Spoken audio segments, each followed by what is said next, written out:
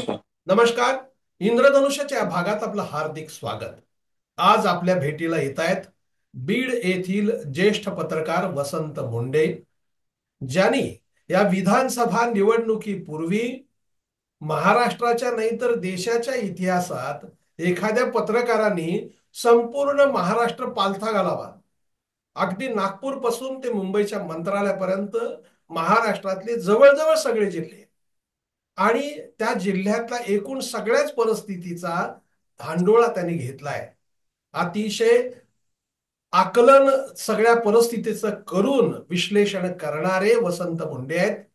आपण त्यांच्याकडनं बीड जिल्ह्यात, आपल्याला सर्वांना माहिती आहे की महाराष्ट्रात सर्वात संवेदनशील जिल्हा म्हणजे बीड जिल्हा असा ओळखला जातो राजकीय दृष्ट्या. या निवडणुकीत लोकसभेच्या वेळेला जे चित्र होतं त्यांनी ते व्यक्त केलं होतं अगोदरच. आता विधानसभेला नेमकं काय चित्र आहे आपण थेट त्यांच्याकडनं समजून घेणार आहोत. नमस्कार वसंतजी. नमस्ते नमस्ते. मी जो उल्लेख केला की लोकसभेच्या वेळेला जे चित्र होतं, खास करून मराठा समाजाच्या आंदोलनामुळे तिकडे ओबीसी आणि मराठा अशी एक थेट दरी उभी राहिली होती. आत्ता त्या पार्श्वभूमीवर विधानसभा निवडणुकीत काय चित्र आहे, किती मतदारसंघ आहेत, मागच्या वेळेला 2019 ला काय बलाबल होतं आणि आता कोण कोण कसे उभे आहेत जरा सांगा. जिल्ह्यामध्ये विधानसभेचे एकूण 6 मतदारसंघ आहेत. 19च्या निवडणुकीमध्ये 2 भारतीय जनता पार्टीकडे आणि 4 विधानसभा मतदारसंघ हे एकत्रित राष्ट्रवादी काँग्रेस पक्षाकडे होते. जेव्हा राष्ट्रवादी काँग्रेस पक्षामध्ये 2 वर्षापूर्वी फूट झाली, त्या फुटीमध्ये 3 आमदार हे धनंजय मुंडे यांच्या नेतृत्व पालकमंत्री धनंजय मुंडे यांच्या नेतृत्वाबरोबर ते अजित पवार गटामध्ये गेले आणि एक आमदार हे शरदचंद्र पवार गटाबरोबर राहिलेला आहे. आणि त्यामुळं आत्ता भारतीय जनता पार्टी फक्त 2 विधानसभा निवडणुकीमध्ये निवडणूक लढवत आहे. एक विधानसभा आहे जो राखीव केज विधानसभा आणि दुसरा विधानसभा मतदारसंघ आहे तो आष्टी, जिथं मैत्रीपूर्ण लढत आहे. म्हणजे राष्ट्रवादी काँग्रेस अजित पवार गटाची आणि भारतीय जनता पार्टीची. तिथं सुरेश धस हे भारतीय जनता पार्टीकडनं उमेदवार घोषित झाल्यानंतर त्या ठिकाणी अजित पवार गटाचे विद्यमान आमदार बाळासाहेब आजबे यांना सुद्धा एबी फॉर्म दिला गेला आणि त्या ठिकाणी ती निवडणूक होती आहे. राष्ट्रवादी काँग्रेस पक्षाने आष्टीच्या बदल्यामध्ये गेवराई विधानसभा मतदारसंघ घेतला होता अशी चर्चा होती. मात्र तसं प्रत्यक्षात घडलं नाही, कारण त्या ठिकाणी सुद्धा मैत्रीपूर्ण लढत होती आहे. आणि म्हणून बीड जिल्ह्यामध्ये आता शरदचंद्र राष्ट्रवादी काँग्रेस पक्ष जे आहे त्यांचे एकूण 5 विधानसभा मतदारसंघामध्ये ते लढत देते आहे. आणि एका ठिकाणी म्हणजे गेवराई विधानसभा मतदारसंघामध्ये उभाटा गटाचे म्हणजे उद्धव बाळासाहेब ठाकरे शिवसेनेचे एक उमेदवार जे माजी मंत्री बदामराव पंडित आहेत ते त्या ठिकाणी उभे आहेत. अशा प्रकारे आजचं हे महाविकास आघाडी आणि महायुती चं चित्र या जिल्ह्यामध्ये आहे. आता तुम्ही जो दुसरा मुद्दा उपस्थित केला की मनोज जरांगेंच्या फॅक्टरचा लोकसभेमध्ये जो काय परिणाम झाला, त्याची परिस्थिती आज काय आहे. तर निश्चित एक गोष्ट सांगता येईल की लोकसभा निवडणुकीमध्ये कधी नव्हे ते जातीय राजकारण उघडपणे, पूर्वी नव्हता अशातला भाग नाहीये, पण उघडपणे जाहीर व्यासपीठावरनं आकडेमोड झाली आणि जाहीर व्यासपीठावरून जातीच्याच विषयावर बोललं गेलं आणि त्याचा फटका आपल्या सगळ्यांना माहिती आहे की त्याचा फटका सर्वदूर बसलेला आहे. आणि उभी फूट समाजामध्ये ओबीसी विरुद्ध मराठा अशा प्रकारचं चित्र दुर्दैवाने त्या काळामध्ये निर्माण झालं. मात्र आता विधानसभेच्या निवडणुका होत असताना मनोज जरांगे हे जे मराठा आरक्षणाचे आंदोलनकर्ते आहेत, त्यांची राजकीय भूमिका घेण्याची जी एकूण भूमिका सातत्याने बदलत राहिली. सुरुवातीला त्यांनी मी कुठल्याही प्रकारे राजकारणात येणार नाही अशी भूमिका घेतली लोकसभेच्या निवडणुकीमध्ये.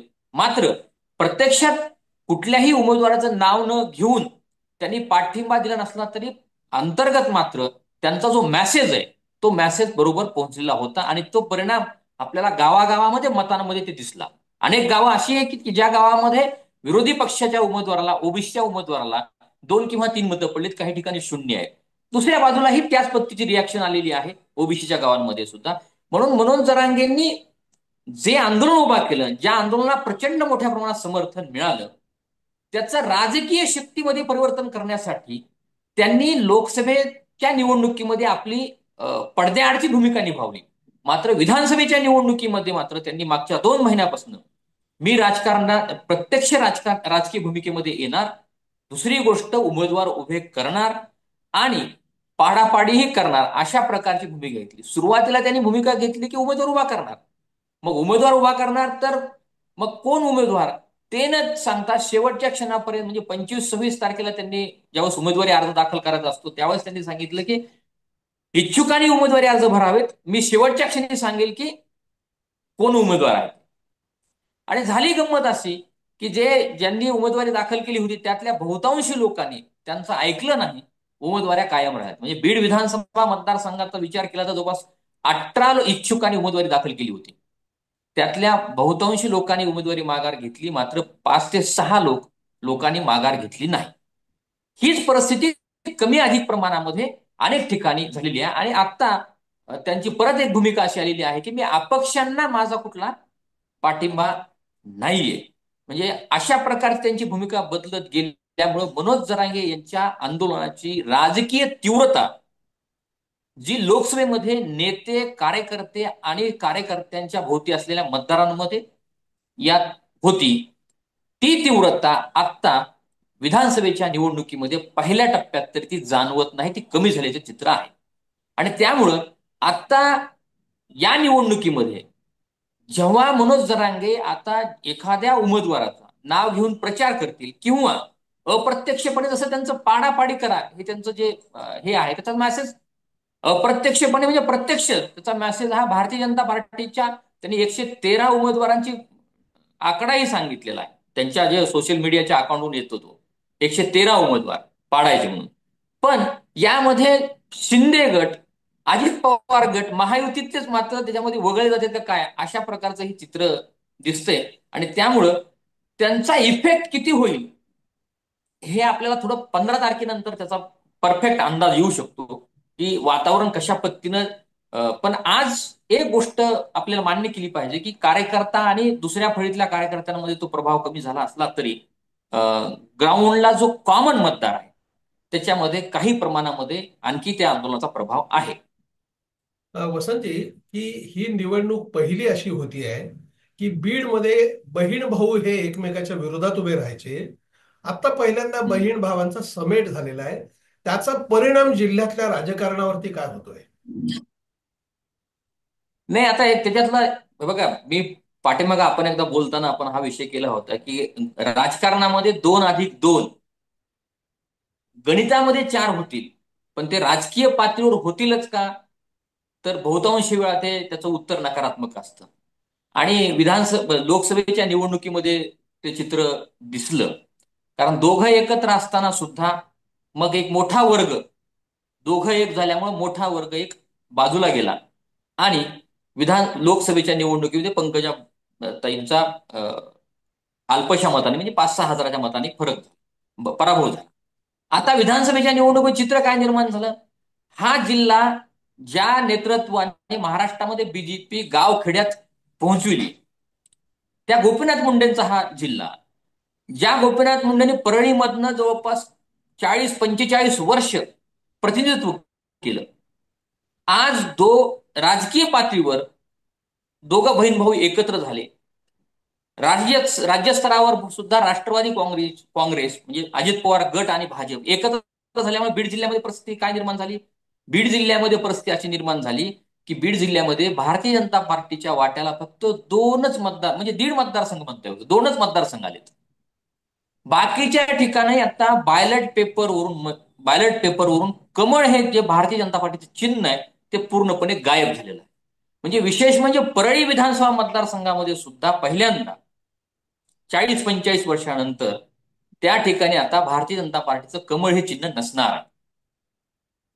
आणि यामुळे ज्या जिल्ह्यातनं गोपीनाथ मुंडेंनी महाराष्ट्रामध्ये भारतीय जनता पार्टी वाढवली त्या जिल्ह्यामध्ये भारतीय जनता पार्टीची अवस्था आज अशा पद्धतीची येऊन ठेपलेली आहे.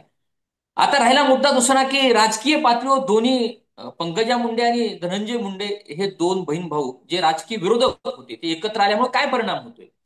लोकसभेमध्ये पराभव झाला. विधानसभेमध्ये सुद्धा आता परिस्थिती अशी आहे की सगळ्या मतदारसंघामध्ये बंडखोरी झालेली आहे. म्हणजे उर्वरित 5 मतदारसंघामध्ये तुम्ही म्हणाल तर तिरंगी चौरंगी लढती होत आहेत. म्हणजे भारतीय जनता पार्टीच्या लोकांनीही बंडखोरी केली आणि महाविकास आघाडीच्या लोकांनीही बंडखोरी केलेली आहे. आणि त्यामुळं आता दोघांचा कस लागणार, दोघांच्या मुंडे बहीण भावाच्या नेतृत्वाचा आत्ता खरा कस लागणार आहे की जिल्ह्याची जी सूत्र आहेत, राजकीय सूत्र, ते आपल्या ताब्यात आपल्याकडे कशा पद्धतीने ठेवण्यामध्ये ते यशस्वी होतात हे बघणं खरंच रंजक राहणार आहे. त्याचं मुख्य कारण असं आहे की आता बीड जिल्ह्यात एक हाती लिडरशिप अशी आता नाही राहिली. आणि म्हणून जेव्हा पंकजा मुंडे भारतीय जनता पार्टीचं नेतृत्व करत होत्या आणि धनंजय मुंडे जेव्हा राष्ट्रवादी काँग्रेस, शरद पवार असतील किंवा अजित पवार गटाचं नेतृत्व करत आहेत, त्यावेळेस दोन्ही पक्षांची दोर, हे जिल्ह्याची दोन्ही पक्षांचे प्रमुख तेच होते आणि तेच त्यांच्याकडेच ते सगळा विषय राहायचा. त्यामुळं आता दोघं एकत्र झाल्यामुळं जिल्ह्यामध्ये ज्या पद्धतीचं आता वातावरण निर्माण झालेलं आहे, तर त्यामध्ये त्यांचा कस लागणार हे मात्र निश्चित आहे. नाही, आता तुम्ही जे म्हणालात प्रदीप. कस कस लागणार, तर यात मग हा. नवं नेतृत्व जिल्ह्याचं काही असं वेगळं निर्माण होत आहे का? नाही, नवं नेतृत्व आत्ताच त्याबद्दल भाष्य करता येणार नाही. कारण कधी कधी नेतृत्वाव्यतिरिक्त सुद्धा सगळ्या गोष्टी होतात. आणि आता जे काही पक्ष आहेत तर त्या पक्षांची लिडरशिप ही पश्चिम महाराष्ट्रामध्ये आहे. उदाहरणार्थ आपण राष्ट्रवादी काँग्रेस शरदचंद्र पवार किंवा राष्ट्रवादी अजित पवार गट जरी धरला तरी त्यांचे दोर हे सगळे पश्चिम महाराष्ट्रामध्ये म्हणजे बारामतीमध्ये आहेत त्या दोन्ही गटाचे. बाकी शिवसेनेचं फारसं काही प्राबल्य नाहीये. जे आहे ते फक्त भारतीय जनता पार्टीच. आणि भारतीय जनता पार्टीला आता लढायलाच मिळत नाहीये, ही वस्तुस्थिती आहे. आणि त्यामुळं आता अ, मला असं वाटतं प्रदीपजी की जे मागचं जर गणित थोडं बघितलं आपण, इतिहास जर बघितला तर 1995च्या पुनरावृत्तीची थोडी शक्यता, म्हणजे बऱ्यापैकी शक्यता या निवडणुकीमध्ये दिसते आहे. 1995ला अशाच पद्धतीनं बंडखोऱ्या झाल्या होत्या आणि बंडखोऱ्यानंतर बीड जिल्ह्यातून 4 विधानसभा मतदारसंघातनं 4 अपक्ष आमदार निवडून आले होते. गोपीनाथ मुंडे तेव्हाच्या रेणापूर मतदारसंघ परळी, नंतर विमल मुंदडा या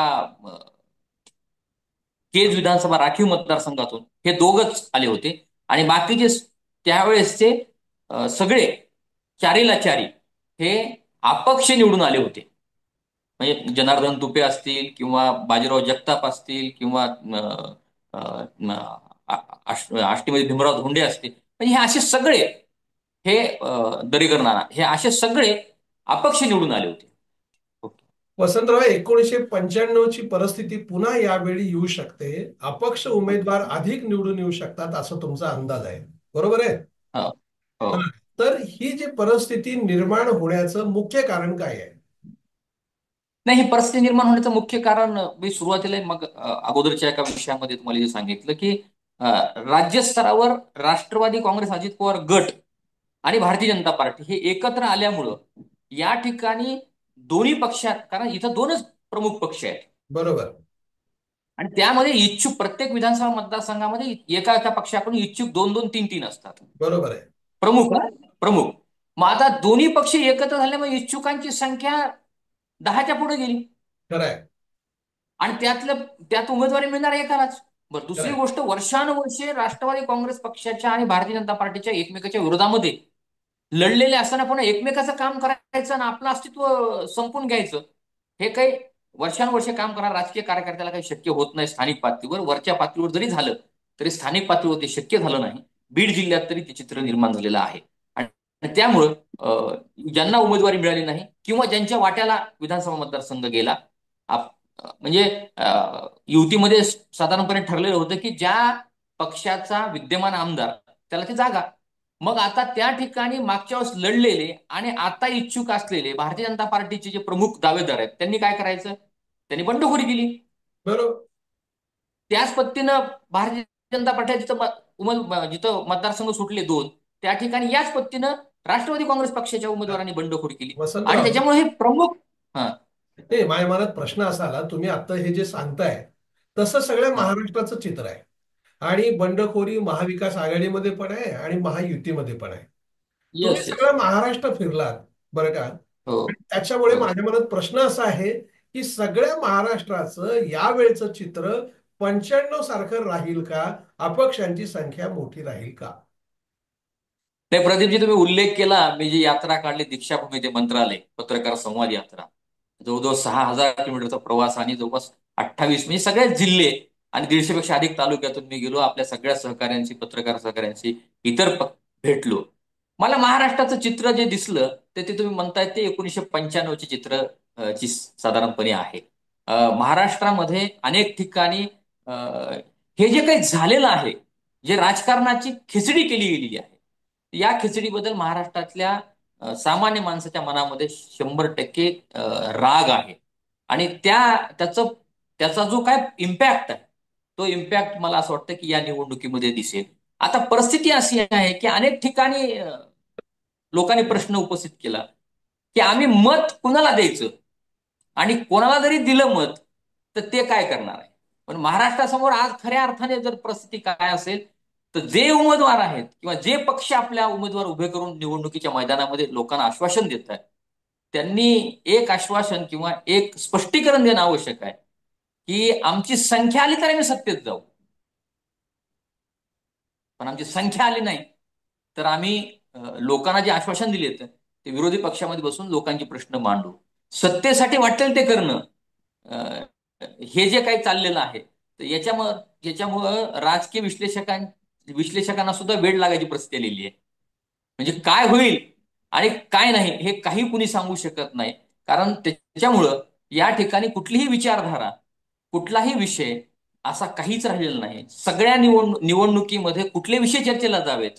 आमच्याकडे तर आता एक विषय असा चर्चेला आला की मला आमदार करा, मी सगळ्या उपवर मुलांचे लग्न लावून देतो. म्हणजे आश्वासन सुद्धा काय असू शकतं, म्हणजे याची सुद्धा हाईट होऊन गेलेली आहे. आणि म्हणून महाराष्ट्रात जे काय चित्र आहे ते महाराष्ट्रामध्ये हे चित्र आहे. आणि लोकांना व्हाईस राहिलं नाही. लोकांनी मतदान केले की लोकांचा सगळा संपतो आहे. वसंतराव, आणि ही या परिस्थिती.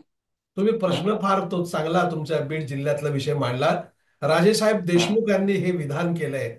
आणि जे हं. काँग्रेसमधनं नुकतेच शरद पवार गटात गेलेत, धनंजय मुंडेंनी त्याला प्रतिक्रिया दिली की तुमच्या मागच्या पक्षातले जे अध्यक्ष होते, प्रमुख होते पक्षाचे, त्यांचंच लग्न झालं नाही, अशी प्रतिक्रिया त्यांची आली. नाही, मला त्यात मुद्दा असा मांडायचा आहे की तुम्ही जे म्हणालात ना की माणसं आश्वासनं काय देतात, हा एक अजून मोठा विषय आहे. सगळ्याच खूप खूप पक्षातले मोठा लोक, हा, सगळ्याच सगळ्या पक्षातले सगळ्या लोक आपल्या क्षमतेच्या कैक पट आश्वासनं देतात. त्यातला सर्वोत्कृष्ट नमुना म्हणजे राजेसाहेब देशमुखांनी दिलेलं हे आश्वासन आहे. त्यांची जरी हं. इच्छा असली तरी तेवढ्या मुली कुठून आणणार, हा प्रश्न आहे ना. मुलीने होकार केलं दिलं तरच ते करणार आहेत ना. ते खर्च करतील असं आपण समजूया. पण हे काय हो. होणार, असे काही प्रश्न विचारतात का लोक त्यांना? त्यांनी त्याचं स्पष्टीकरण वेगळ्या पद्धतीने द्यायला सुरुवात केली जेव्हा हे सगळं अंगाशी येतं हे लक्षात आल्यानंतर. बेकारी. जेव्हा मी हम्म. उद्योगधंदे आणील आणि त्याच्यामध्ये लोकांना, बेरोजगारांना रोजगार दिला, आणि मग त्यांची लग्न आपोआप होतील. त्यांच्याकडं आता पारावर बसणाऱ्या मुलाला कोण मुलगी देणार? तर मग मी उद्योगधंदा आणील आणि त्या धंद्यामध्ये त्यांना काही उत्पन्न सुरू झालं की मग त्यांच्याकडे पाहुणे येतील आणि मग लग्न लागतील, अशा पद्धतीने. पण ठीक आहे, तो त्यांचा स्पष्टीकरणाचा विषय आहे. पण निवडणुकीच्या मैदानामध्ये लोकांना काय आश्वासनं द्यावीत याचं सगळ्यात उच्च टोक हे असू शकतं, की मला आमदार करा, मी सगळ्या मुलांची लग्न लावून देतो. म्हणजे हे उच्च टोक आहे. पण सगळीकडंच याच्याही पलीकडं सगळ्याच पक्षाचे काय लोकांना गृहीत धरलं गेले. हम्म. लोकांना गृहीत धरण, लोकांसमोर आता चॉईस नाहीये, प्रदीपजी. खरंय. तुम्ही आणि मी इतक्या इतक्या वर्षांनी वर्तमानपत्रात काम करतो. मला सांगा, लोकांना चॉईस काय आहे? खरंय. मतदान केल्याशिवाय लोकांसमोर पर्याय आहे का? खरंय. लोकांना पर्यायच नाही मतदान. आता तुमच्याच लातूर ग्रामीण मध्ये मागच्या वेळेस नोटा लोकांनी होय. किती मोठ्या प्रमाणात मतदान केलं. खरंय. पण त्याची दखल काय घेतली गेली? काय दखल घेतली गेली? कारण दखल घ्या, तत्व, प्रिन्सिपल या सगळ्या गोष्टी पाताळात बुडवून टाकल्यात. अशी खरंय. परिस्थिती आहे. आणि म्हणून आज लोकांसमोर प्रश्न आहे, तुमच्या माझ्यासमोर सुद्धा हा प्रश्न आहे, की आपण ज्या विचारासाठी किंवा एखाद्या, समजा भारतीय जनता पार्टीच्या विरोधामध्ये आपण मत दिलं किंवा राष्ट्रवादी काँग्रेस पक्षाच्या विरोधात मत दिलं, तर जे आपण मत ज्याच्या विरोधात दिलंय त्याला हे जाऊन मिळणार नाही, याची शाश्वती आहे का? खरंय. याची शाश्वती नाही आहे. म्हणजे एक काळ असा होता की अटल बिहारी वाजपेयी असं म्हणले होते की तोडफोड की राजनीति करके अगर मुझे वो सत्ता को छूना भी पसंद नहीं करूंगा. किंवा चरण सिंग असं म्हणले होते की मला जर ज्या दिवशी मीडिया माझ्या बाजूने लिहायला लागेल त्यावेळेस मी विकला गेलो असं अ, गृहीत धरा, किंवा मला कुठली ऑफर जरी दिली तर मी ते स्वीकारणार.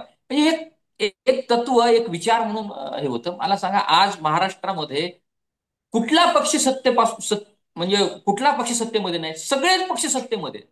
खरंय. म्हणजे आपल्याकडे बहुपक्षीय लोकशाहीची किती वासलात होऊ शकते, शब्द मुद्दाम वापरतो मी. खरंय. खरंय. म्हणजे आता अपात्र आमदारांचा निर्णय, यांची टर्म संपली, आता हे निवडणूक जिंकतील हारतील त्याच्यानंतर येईल.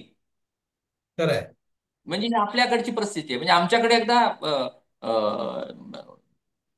2004ला जिल्हा परिषद मध्ये असंच अशाच प्रकारचं बंड झालं. सुरेश धसांनी त्यावेळेस बंड केलं होतं. आणि त्या जिल्हा परिषद सदस्यांना अपात्र करण्याचा निर्णय कोर्टामध्ये जेव्हा त्यांची दुसरी टर्म संपली त्याच्यानंतर आला. म्हणजे या पद्धतीनं जर लोकशाहीची परिस्थिती जर असेल, तर ह्या बहुपक्षीय लोकशाहीची जी खिचडी झालेली आहे, ती खिचडी कोण थांबवू शकेल असं तरी आता चित्र नाही. आणि म्हणून जो उमेदवार मतदारसंघामध्ये येऊन मी अमुक पक्षाचा आहे, माझी विचारधारा ही आहे, मी यासाठी आपल्याकडून मत मागतोय, हे सांगतो, त्याच्यावर तो स्टिकअप राहतो का? तर राहत नाही. आणि त्याच्यामुळे लोकांमध्ये मतदानाच्या बाबतीमध्ये बऱ्यापैकी नैराश्य आले. फक्त आता जातीवर आपला उमेदवार बघा आणि मतदान करा, अशा प्रकारचे चित्र, अशा प्रकारची मानसिकता एकूण सगळी दिसली आहे. बघा, तुम्ही आता जी मांडणी केली त्यात हम्म. जात हा फॅक्टर सर्वात महत्वाचा आहे. मुस्लिम मताचा इफेक्ट हा एक आणखीन मोठा विषय आहे. आणि तुम्ही बेसिक जे सांगितलं की तत्वज्ञानाचा विषयच राहिला नाही. आणि जे बरोबर. निवडून येणारे आहेत ते मी त्या पक्षाशी बांधील राहील किंवा तो अख्खा पक्षच त्याची भूमिका टिकअप ठेवेल याची गॅरंटी नाही. आणि त्यामुळे मतदार संभ्रमित आहे. खरं म्हणजे राजकीय पक्ष देखील त्यांच्या भूमिकेवरती ठाम राहतील की नाही हे तिथं काम करणाऱ्या लोकांना देखील शाश्वतीने अशी स्थिती आहे. वसंतराव, आपण वेळ दिलात आणि अतिशय उच्च दर्जाची चर्चा आपण कॉन्ट्रीब्युट केली. आपले मनपूर्वक आभार. धन्यवाद. दर्शको, धन्यवाद. आपल्याला हा जर व्हिडिओ आवडला असेल तर तो लाईक करा, फॉरवर्ड करा व सबस्क्राईब करा.